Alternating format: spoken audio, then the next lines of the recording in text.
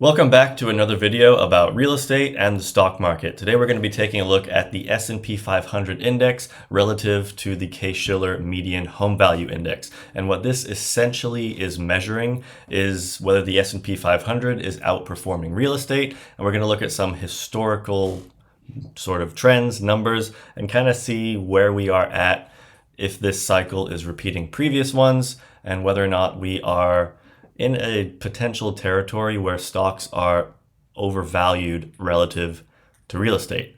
So first off, this is going all the way back to the early 1920s. So this is basically for the last 100 years.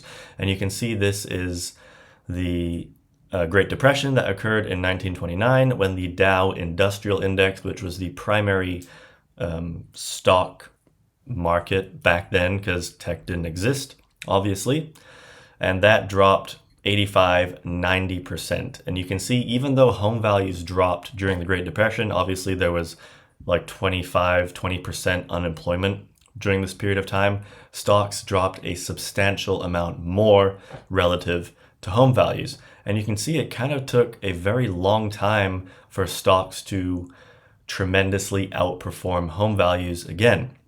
And then during this period of time was the inflation panic, when we saw inflation have two rounds.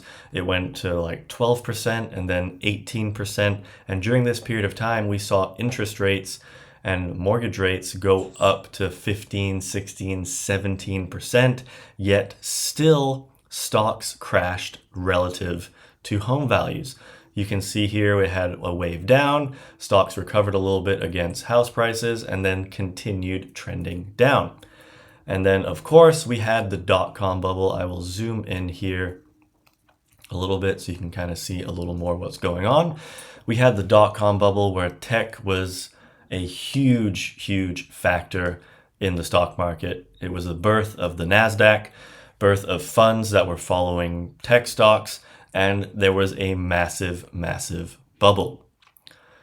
Tech sector crashed 85-90%, while the S&P 500, which is a basket of the 500 largest companies in the United States, dropped around 50-60%. So stocks had a massive crash, and during this period of time, I'll pull up the median home value so you can kind of see exactly what happened during the 2000 dot-com bubble.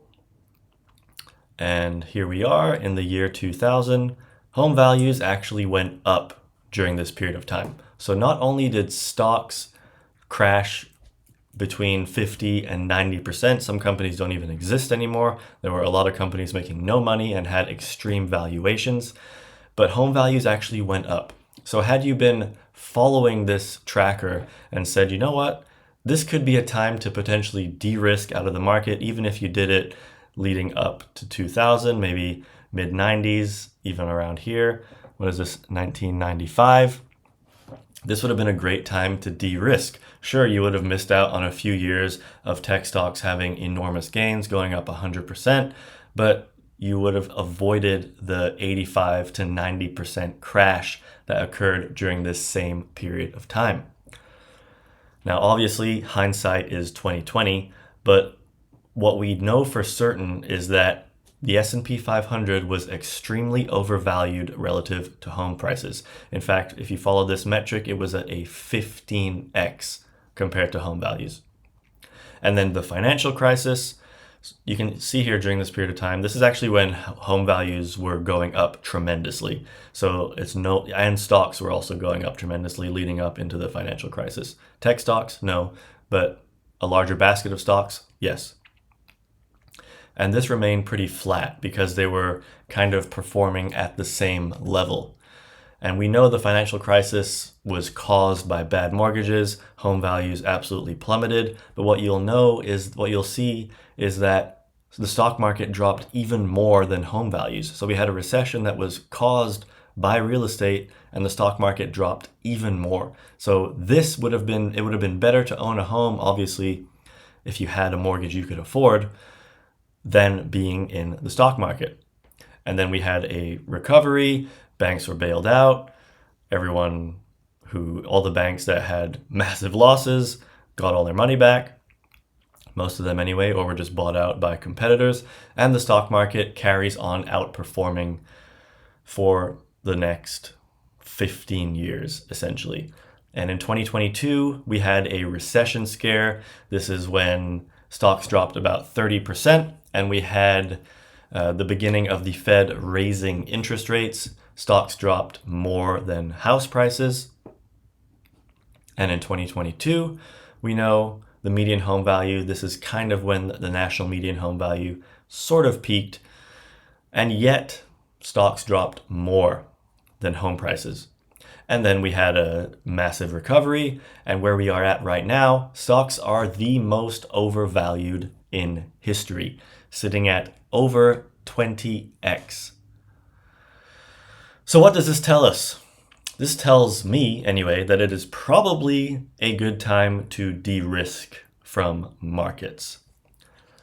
Now, of course, this minor drop here was, I believe, the tariff panic that we saw in April, where stock values went from an 18x to a 15x, something like that. That was the tariff panic that we had in April 2025, just last year. And stocks have been skyrocketing ever since. So this video is for someone who has been heavily invested in the stock market like I have. My investing career may not be as old as yours. I started investing in 2020, right after the pandemic crash. That is when I was heavily starting to invest in the stock market and riskier assets. And where I stand now, I have personally been de-risking. I've been pulling some of my money out, putting it into government bonds, something a little safer. Because when I look at valuations of where the stock market is at, sure, it could carry on going up for years to come. But my personal opinion is that it's probably a good time to de-risk a little bit. Obviously, I'm not a financial advisor by any means. But looking at valuations like this, if you're someone that's been sitting on money invested in the stock market and you're relying on that for a retirement account, basically you're selling stocks every month, or you're not retiring, you're just someone that has been heavily invested in the stock market, cashing that out and putting it into something that is a fixed income, like an investment property, down payment for a rental property, down payment for a primary residence if you are renting right now, or government bonds. Valuations like this definitely are a little scary. Could a bubble pop? Maybe. I'm not trying to predict any of that. I just look at the risk to reward of investment opportunities.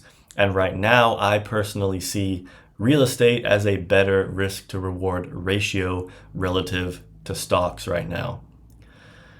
We know that the stock market can drop a lot and very quick. But if you own a house that you can afford the mortgage with, maybe it's a rental property, the rental property is cash flowing, that will definitely hedge you substantially better in an environment where stocks are crashing, we go into a recession. Owning that asset that is cash flowing will put you in a much better position to preserve wealth. And talking about wealth preservation, I'm 31 right now, turning 32 later this year. My personal opinion when it comes to wealth preservation is as you get older, you should probably be in less riskier assets. So if you're someone that is, like I said earlier, approaching retirement and you are all in on the stock market, ask yourself if the market dropped 30, 40, 50% over the next 2, 3, 4, 5 years, how that would impact you versus having a property that cash flows, like an investment property. Because the stock market is long overdue for a substantial crash. We had one in 2022 where markets dropped between, I think it was 27 or 30%, something like that. But we have not had a 50% crash since the financial crisis in 2008. I'm not saying it's going to happen anytime soon, but it probably will happen at some point. So I'm curious to know what everyone's opinion is on data like this. I know the argument is, but companies right now are proving their income. They're making a lot of money. They are absolutely making a lot of money, but we're also seeing massive, massive layoffs. So part of the reason these companies are making all the money they are making right now, or all the profit they are making right now is because they still have the same revenues, yet they're laying off an enormous amount of people. And if layoffs continue to rise, we are likely going to see less spending in the economy. We are already seeing unemployment increasing, still historically low at about 4.4%. The last 50 years, the average is between 5.6 and 5.8%. My personal opinion is we're probably just going to trend back to that more average level. I wouldn't be surprised if by 2027, unemployment is above 5.5%. Obviously, we'll have to wait and see what happens. So this is kind of just a update on the stock to real estate valuation. I've been tracking it for the last couple of years.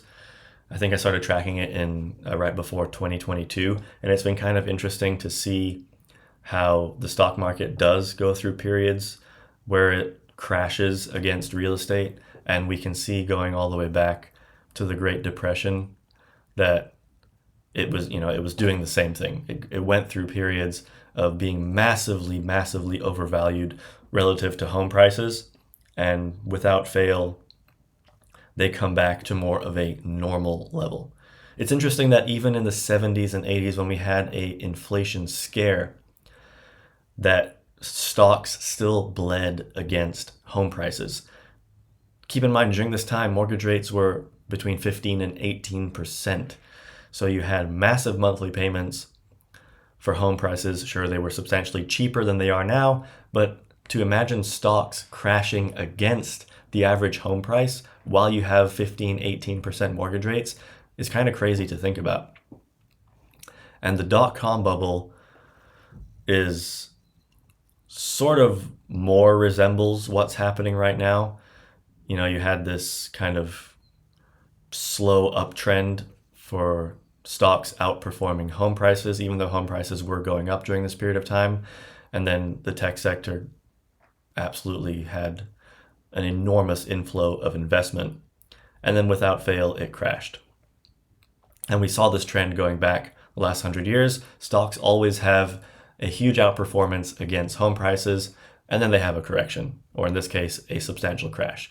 It went from 15x overvalued to just seven times. That is a huge correction to more of a normal trend. Remember, stocks, I'm not saying stocks should not outperform real estate. Stocks are inherently a riskier asset. So you would hope that if you are putting your money in something less safe, that it would outperform something more safe, like home prices. Home prices historically go up between 3 and 5% every year, but for the last 15 years, it has done a little more than that, while stocks for the last 5 years have gone up like 15 to 20% every year. And you want to expect somewhere around 7% return in the S&P 500. So stocks are, in my opinion, long overdue for a year, 2, maybe 3 of having downside, having a negative year.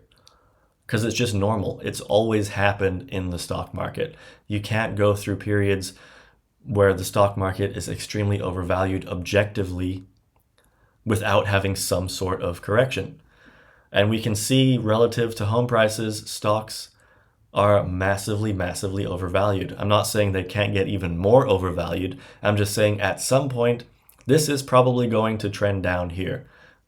Could it be something like this? I have no idea. But what we know is that inventory is a constraint right now. We aren't seeing that many foreclosures. The stock market is overvalued. We had company earnings. Some of the companies beat on earnings and still dropped because investors are pricing perfection right now. So that's kind of my 2 cents on where we are at with the S&P 500 valued against home prices. Curious to know everyone's thoughts in the comments below. If you like this video, subscribe for more, and I'll see you next time.